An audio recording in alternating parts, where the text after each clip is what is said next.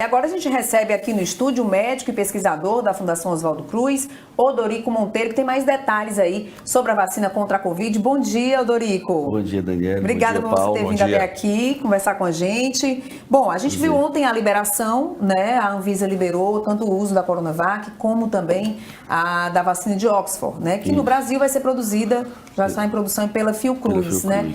Quando realmente essas vacinas vão chegar até a população?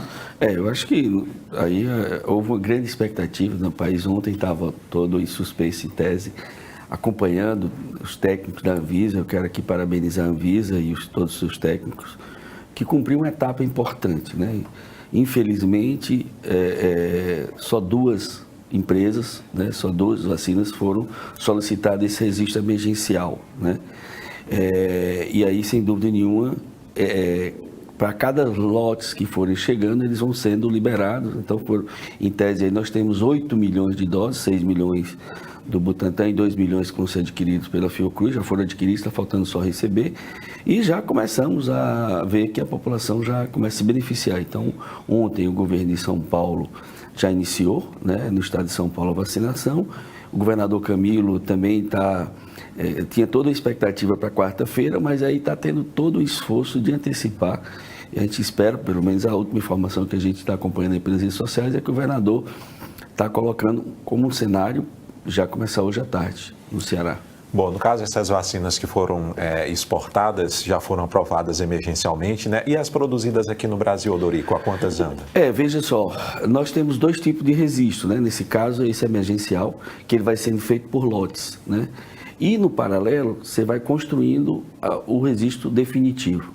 À medida que o registro definitivo for feito, aí você não precisa mais de estar fazendo lote por lote, né? No caso, tanto a Fiocruz como o Instituto Butantan, eles vão fazer aquilo que a gente faz de praxe no processo de nacionalização da tecnologia. Ou seja, um primeiro momento é esse, de aquisição de doses já prontas. Depois, a gente recebe o que a gente chama de um insumo farmacêutico ativo. Com isso, ele vai ser envasado no Butantan e na Fiocruz, e à medida que ele for sendo liberado, ele vai ser disponibilizado para a população. E a gente espera, no caso nosso da Fiocruz, estamos trabalhando com a ideia que até o início do próximo semestre a gente já esteja produzindo a própria IFA, o próprio insumo farmacêutico ativo e já fechando todo o processo de produção no Brasil. Esse é também uma coisa importante, que é um processo de nacionalização tecnológica. Sim. Bom, existia uma expectativa, né, das vacinas chegarem da Índia no fim de semana, né, por volta de 16, mas acabou tendo um atraso, e agora a expectativa para daqui a 2 semanas, né? Qual foi o motivo dessa demora toda? Não, eu estou mais otimista. Eu acho que é possível até que a gente consiga receber essa vacina da Índia já ainda essa semana. Eu estou mais otimista, realmente exigia uma situação muito delicada, porque houve uma certa pressão de parte da população indiana de que a gente não recebesse antes da população indiana, né, o Serum, que é um grande instituto, é um dos maiores produtores de vacina do mundo, que é parceiro nosso da Fiocruz e da AstraZeneca e da Universidade de Oxford, que, de certa forma, fez com que eles não liberassem como estava programado sábado, né? Mas eu estou otimista. Tem uma série de, embaixadas, né, sendo feitas do ponto de vista diplomático, da diplomacia científica e da diplomacia brasileira com a indiana, para que a gente consiga receber ainda essa semana. Eu estou mais otimista em relação a isso. Odorico, para a gente poder falar bem claro para o pessoal que está em casa, a vacina que vai começar provavelmente hoje a ser aplicada nos estados é uma vacina segura e é uma vacina eficaz.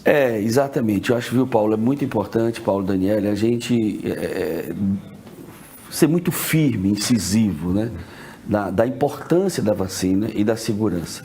A coisa mais importante, e só para você ter uma ideia, teve processos na Anvisa, foram mais de 1.700 páginas, porque você tem que, toda uma vacina para ser feita, foi um recorde na história da humanidade fazer uma vacina em 1 ano, todas elas seguiram os protocolos. Você faz um estudo pré-clínico em animais, depois você tem a questão da segurança, toxicidade, ela é a fase já 1 da vacina, fase 2 e fase 3, ou seja, todas elas mostraram segurança. Isso é a coisa mais importante, segurança. Então, não tenham medo de vacinar. E depois, o Brasil tem um dos maiores programas de imunização do mundo. O nosso PNI, que é o Programa Nacional de Imunização, tem 47 anos.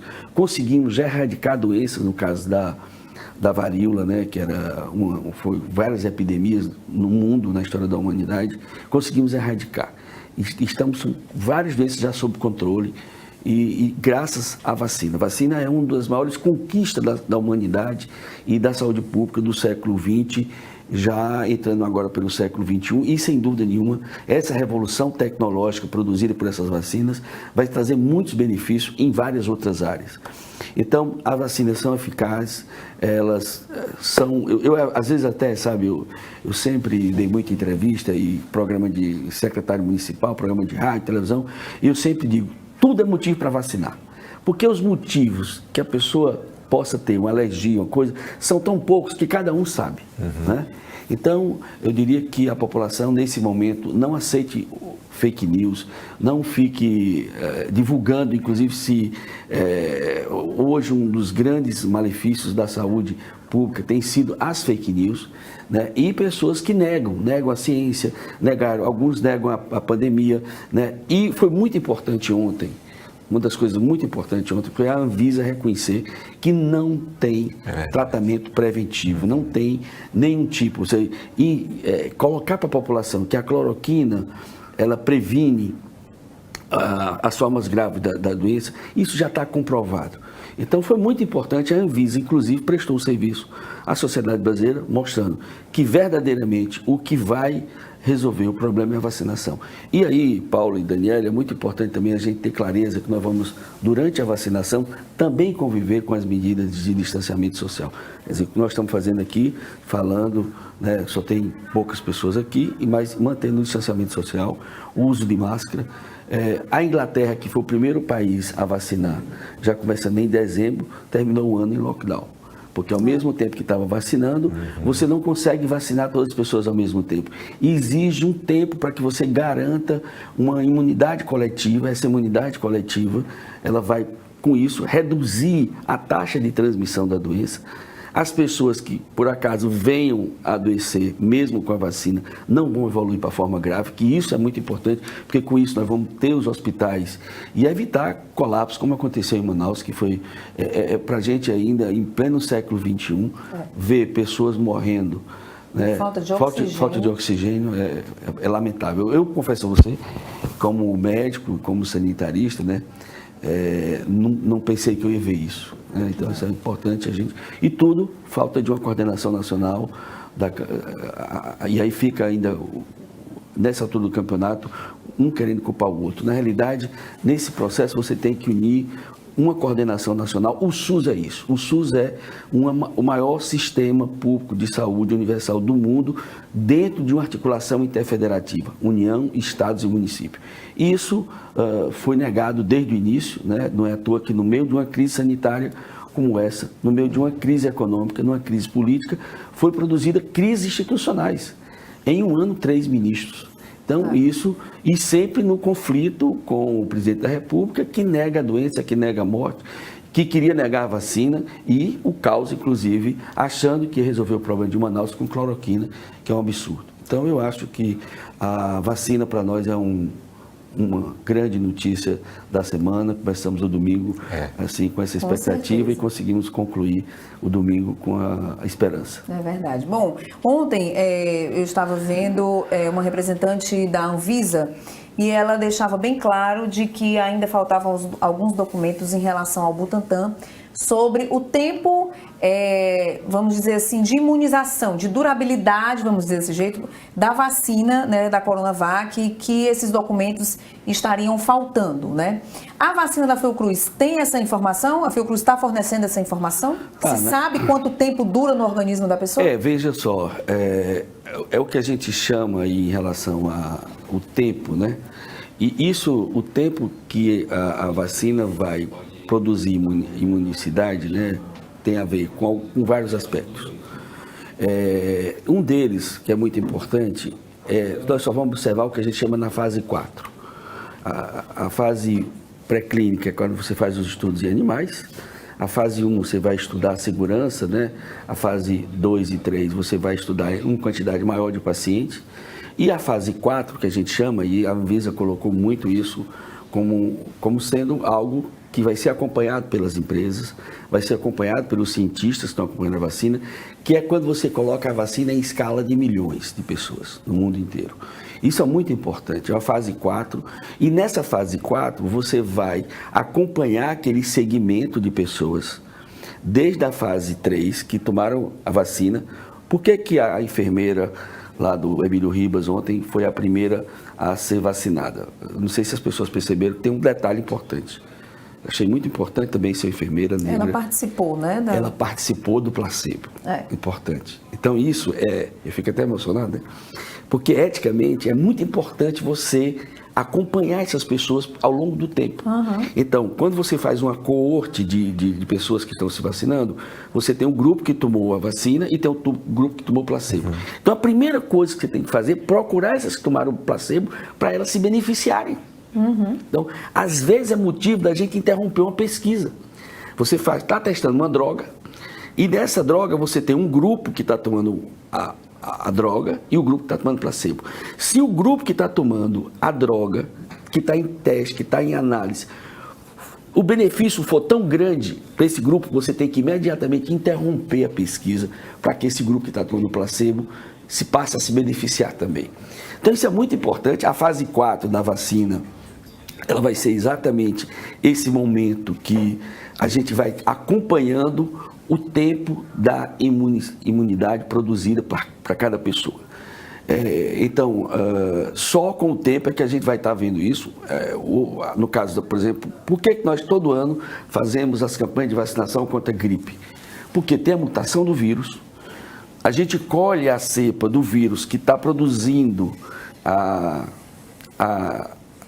gripe agora em outubro, novembro, e agora dezembro, janeiro, nós começamos a produzir as vacinas que vão ser aplicadas em abril na população.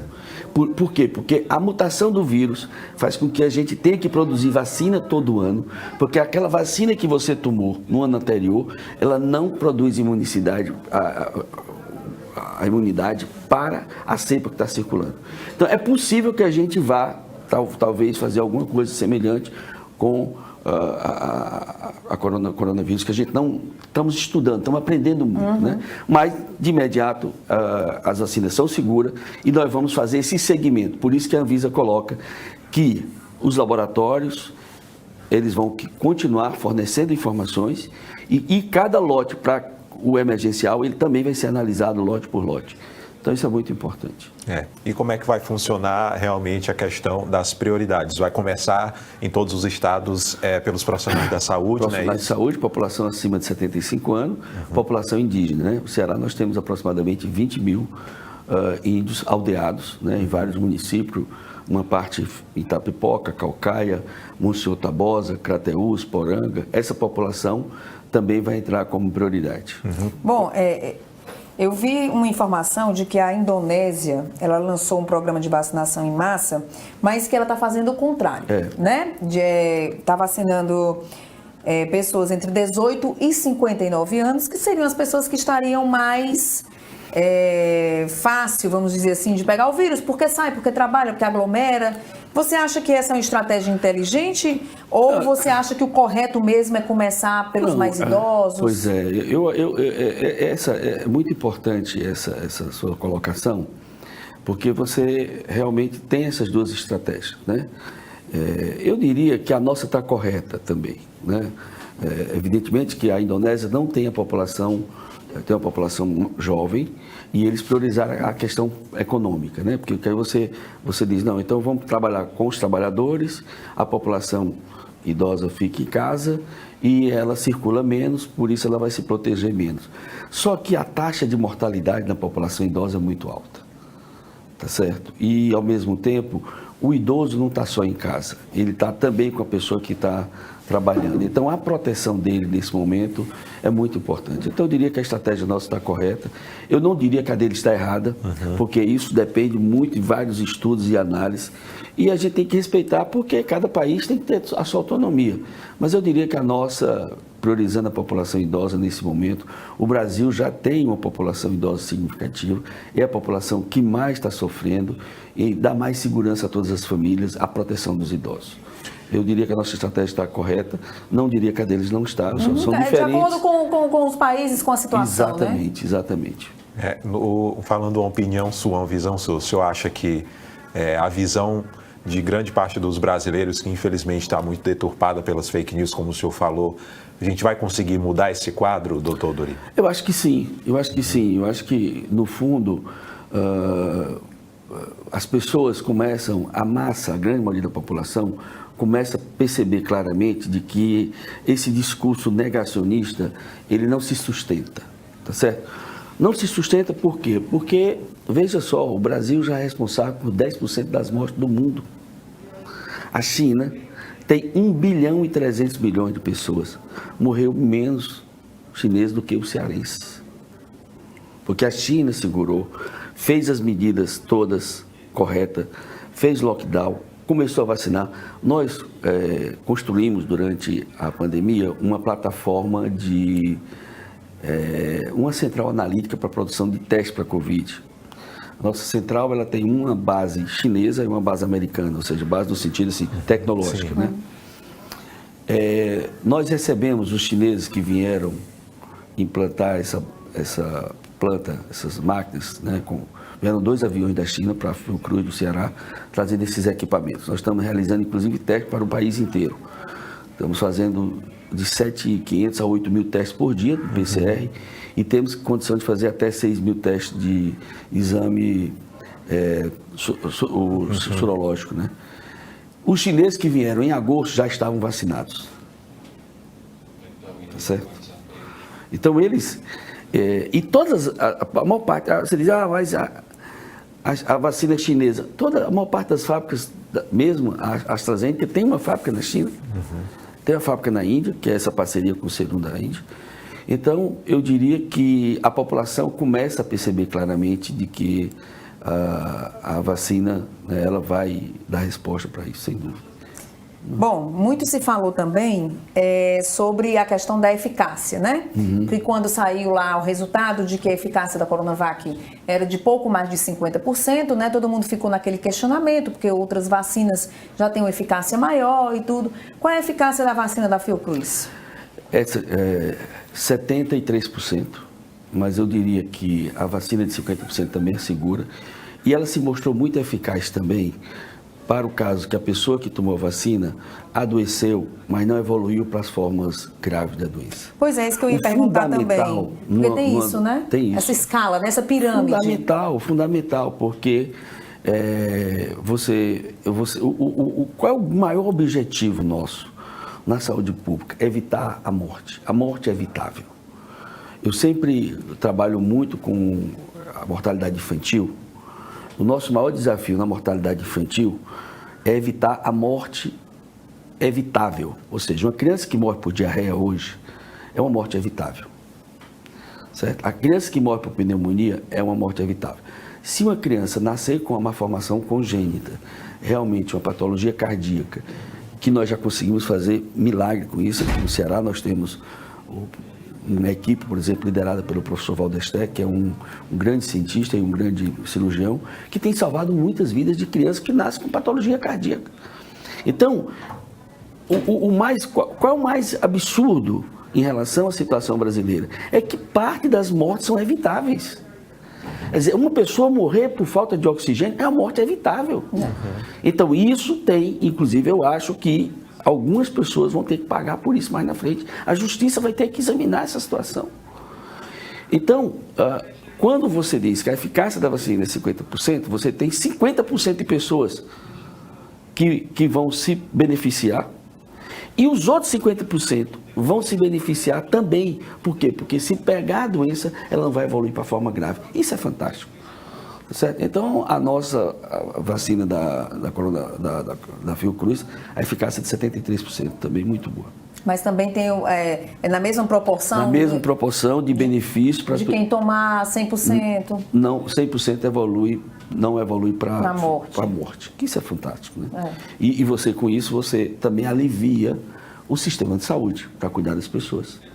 Quer dizer, o colapso que a gente está vendo em Manaus é uma coisa drástica, né? As pessoas batendo na porta do hospital, outra pessoa não pode receber, e o próprio profissional de saúde vai para a rua pedir socorro, para pedir oxigênio, e hoje você está transportando as pessoas de avião para outros estados para salvar as vidas, né? Então, é esse vexame, essa crise sanitária, né? Essa catástrofe sanitária que a gente tem que evitar. E a vacina faz isso. A gente tem imagens agora do governador com as doses, né, se encaminhando aí para o nosso estado com essas doses da vacina. Vamos dar uma olhadinha aí, imagens ao vivo que estão sendo transmitidas nas redes sociais. Bom, estamos aqui nesse momento, que é o lado do prefeito Safra, atualizando todos os prefeitos do Ceará. Estamos na base aérea em Guarulhos, São Paulo, onde exatamente está sendo embarcado lote de vacina do Ceará. Aquele carrinho ali, aquela empilhadeira, está colocando dentro do avião da Força Aérea exatamente as doses do Ceará. São aproximadamente 220 mil doses.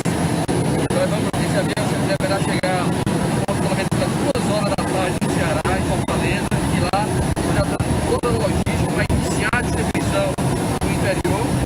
E o nosso objetivo é ainda hoje, às 17 horas, de iniciar a campanha de vacinação no Ceará. Então, é um momento importante para o Brasil, para o Ceará, que é o lado do prefeito Safra. Exatamente no momento que está sendo embarcado esse avião, que vai levar diretamente para Fortaleza as vacinas do cargueiro da Força Aérea Brasileira. Aproxima aí, vamos mostrar. Safra, diga aí uma palavrinha de... Bom, na verdade, muito alegre, feliz por levar esperança ao povo fortalezense, ao povo cearense, que nessa primeira leva vai vacinar uma porção de cearenses, que é muito importante. Começamos, hoje é um dia especial para o Brasil e para nós aqui que estamos muita alegria, cumprindo o nosso dever. Cumprindo o nosso dever de trabalhar pelo Ceará e por Fortaleza, imunizando aqueles que precisam, começando hoje. Esse programa vai continuar. Um abraço a todos.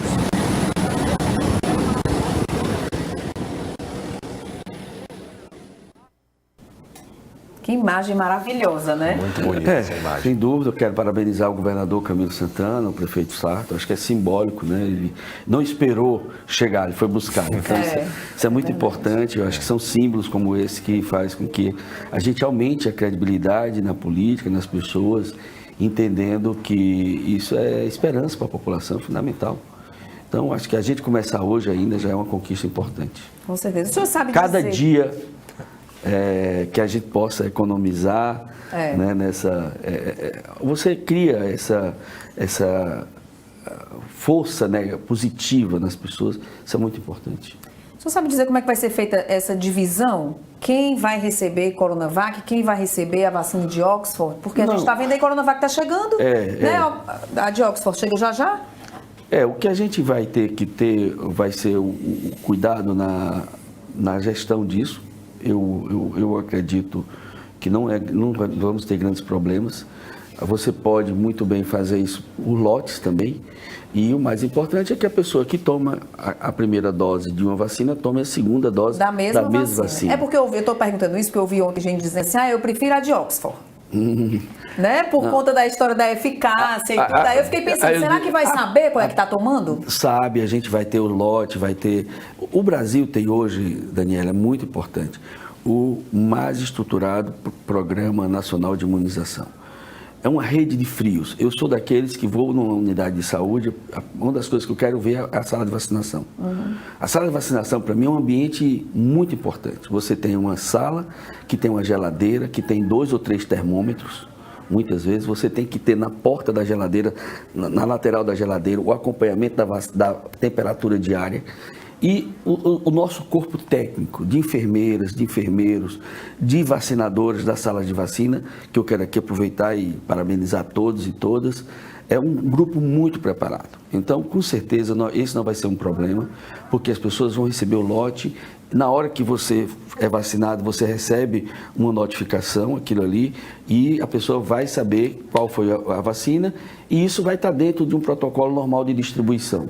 E eu digo às pessoas, não podemos nesse momento escolher, é aquela que tiver mais fácil ali, Com certeza. Isso é o mais importante. O braço já está pronto, ó, quando chegar a minha vez. Exatamente. Ok, doutor Dorico, olha, muito obrigada, tá, pelas explicações, por tirar todas as dúvidas. Sempre um prazer lhe receber aqui. Estamos de portas abertas. E qualquer novidade, por favor, nos deixe informados. Tranquilo. Eu que agradeço e parabenizo vocês por esse trabalho. E adoro o nome também, né? O otimista. Estamos todos otimistas. Eu sou um otimista compulsivo, entendeu? Que coisa boa. Obrigada, viu? Um bom dia para o senhor. Bom trabalho.